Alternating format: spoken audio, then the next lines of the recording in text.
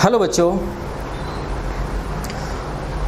आज हम पढ़ेंगे 10th क्लास के मैथ का chapter first real number. Real number बहुत ही आसान चैप्टर है और आज हम रियल नंबर की जो मोटी मोटी बातें हैं वो पढ़ेंगे। ध्यान रखने, एक इंट्रोडक्शन वीडियो है और अगली वीडियो में रियल नंबर की प्रत्येक एक्सरसाइज के प्रत्येक क्वेश्चंस को बहुत ही बारीकी से सॉल्व करेंगे। तो आओ शुरू करें रियल नंबर। सबसे पहले तो मैं आपको बताऊं रियल नंबर होती क्या है। सभी रैशनल और इरेशनल नंबर का जो कॉम्बिनेशन होता है वो रियल नंबर कहलाता है। रियल नंबर को हम टू पार्ट्स में डिवाइड कर सकते हैं। Number 1 rational number, number 2 irrational number. Rational number जो नंबर्स P/Q के रूप में लिखी जा सकती है उन्हें रैशनल नंबर्स कहा जाता है, बशर्ते Q की वैल्यू 0 नहीं होनी चाहिए। फॉर एग्जाम्पल -5, -7, 7/3, 0, 5/6, 22/7, ये सारी इस तरह की बहुत सारे एग्जाम्पल्स हो सकते हैं। ये सारी जो नंबर्स हैं ये रियल नंबर्स कहलाती हैं। अब आती है इरेशनल नंबर।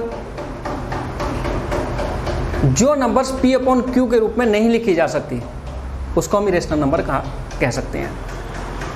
एग्जाम्पल के रूप में कुछ लिख रहा हूँ, √2 की जो वैल्यू होती है 1/4, 1/4 ... ये होती है। इसको हम P/Q के रूप में नहीं कन्वर्ट कर सकते। √3, √5, √7 एंड 5।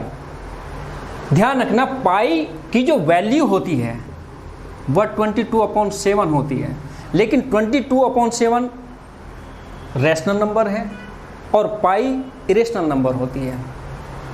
अगर हम थोड़ा सा यहाँ कन्फ्यूजन में आ जाते हैं कि √3 तो आपकी इरेशनल नंबर है, लेकिन अगर आप √3 की जगह √4 कहीं लिखा देखते हो तो ध्यान रखना है इरेशनल नंबर नहीं होती, क्योंकि √4 कंप्लीट स्क्वायर है किसका? 2 का। जो संख्या कंप्लीट स्क्वायर के रूप में है वो रैशनल नंबर के रूप में काउंट होती है, ना कि रेशनल नंबर। इस बात का विशेष ध्यान रखना है। √9, √16, √25 ये सारी इस तरह की जो नंबर्स हैं जो कंप्लीट स्क्वायर हैं वे सारी आपकी रेशनल नंबर होती है, ना कि रेशनल नंबर। आगे चलते हैं। रेशनल नंबर के बाद और इरेशनल नंबर के बाद में आते हैं हम रेशनल नंबर को 2 पार्ट में डिवाइड कर सकते हैं। Number 1 integers, number 2 fractions. Integers example आप देख रहे हो, -4, -3, -2, -0, इस तरह से -1, 0, 2, 1, 2, 3 ये सारी आपकी इंटीजर्स कहलाती है। फ्रैक्शंस क्या होती है? फ्रैक्शंस 1/2 जो डेनोमिनेटर और न्यूमरेटर के रूप में लिखी होती है, न्यूमरेटर अपॉन डेनोमिनेटर के रूप में जो लिखा होता है वो आपका फ्रैक्शंस कहलाता है। इसके बाद आप चलते हैं, इंटीजर्स को भी हम 2 पार्ट में डिवाइड कर सकते हैं, positive integers and negative integers. देखा आपने यहाँ पे कुछ निगेटिव लिखी है, कुछ पॉजिटिव इंटीजर्स लिखी है, और हम इसको 2 पार्ट में डिवाइड अगर करें तो पॉजिटिव और निगेटिव इंटीजर्स के रूप में हम इसको डिवाइड कर सकते हैं। 1, 2, 3, 4 इनफाइनाइट बहुत सारी संख्या हो सकती है, कहीं तक भी जा सकती है, इसकी कोई लिमिट नहीं है। ये सारी आपकी पॉजिटिव इंटीजर्स हैं। नंबर 2 पर सेकेंड जो पार्ट है इसका इंटीजर्स का हुआ था निगेटिव इंटीजर्स। निगेटिव -1, -2, -3, -5, -6, -7 ये सारी निगेटिव इंटीजर्स होती हैं। जिन इंटीजर्स से पहले माइनस लिखा होता है वे निगेटिव इंटीजर्स, और जिस इंटीजर से पहले कोई भी साइन नहीं होता वो पॉजिटिव इंटीजर्स के रूप में ही काउंट होती है। इसके बाद हम चलते हैं, पॉजिटिव इंटीजर्स को हम 2 पार्ट में डिवाइड कर सकते हैं। Number 1 natural number, number 2 all numbers. Natural number 1 से शुरू होती है, 1, 2, 3, 4, 5, 6, 7 अंत तक कोई लिमिट नहीं है। और ऑल नंबर्स, अगर नेचुरल नंबर के साथ में 0 को भी ऐड कर लिया जाए तो आपकी ऑल नंबर्स कहलाती हैं। नेचुरल नंबर को हम 2 पार्ट में डिवाइड करते हैं, odd numbers and even number. Odd number जो 2 से डिवाइड नहीं होती, एवन नंबर्स जो 2 से डिवाइड हो जाती हैं। तो ये यहाँ तक रियल नंबर्स का एक बार रियल नंबर्स की मोटी मोटी सी बातें थी। एक बार इसका अगर आप चाहे तो इसका स्क्रीनशॉट ले सकते हैं। इसके बाद मैं थोड़ा सा नेक्स्ट टॉपिक पर चलता हूँ, रियल नंबर से रिलेटेड ही। उम्मीद करता हूँ शायद आपने इसका स्क्रीनशॉट ले लिया होगा।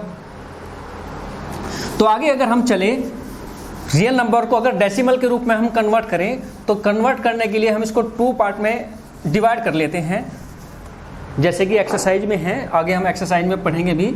एक होता है टर्मिनेटिंग और एक होता है नॉन टर्मिनेटिंग।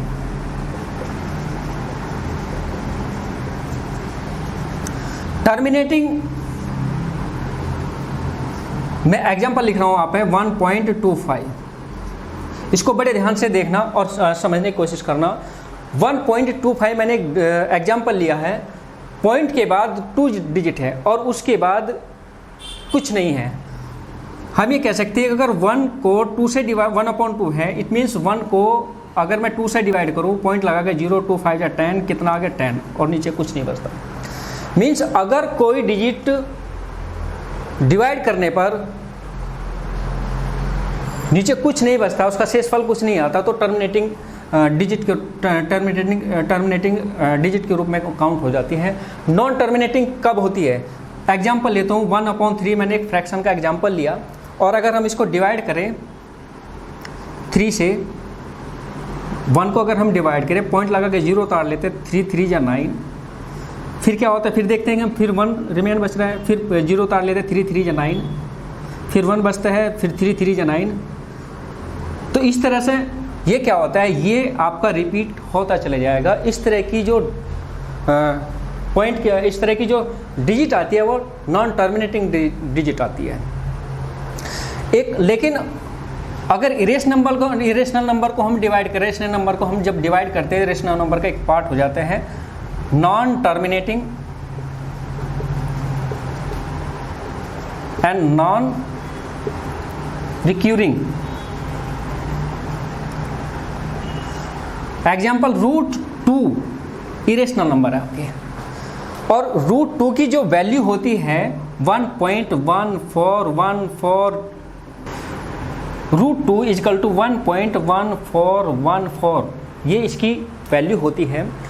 तो यहाँ पर आप देखते हैं कि यहाँ पे एक ही डिजिट का रिपीटेशन है और यहाँ पर क्या है, अलग अलग डिजिट का रिपीटेशन है।